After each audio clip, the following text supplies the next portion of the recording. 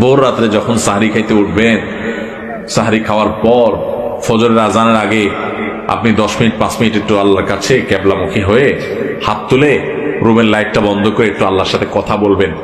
মানুষের সাথে বহুত কথা বলছেন, আল্লাহর সাথে একটু কথা বলে দেখেন। আল্লাহর সাথে কথা বলার স্বাদ আছে ভাই, অনেকে জীবনে একবারও এই স্বাদ পান নাই। একটু কথা বলে দেখেন। ভোর রাতে সাহরি খেতে উঠলে 10টা মিনিট একটু হাত তুলে কথা বলেন। কিভাবে কথা বলবেন?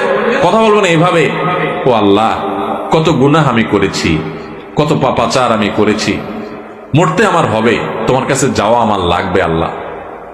শয়তানের প্ররোচনা করেছি, এই রমজান মাস তুমি কত মানুষকে মাফ করে দাও। নবী করিম সাল্লাল্লাহু আলাইহি ওয়াসাল্লাম বলেছেন, ওয়ালিল্লাহি উতাকাউ মিনান নার ওয়া যালিকা ফি কুল্লি লাইলা।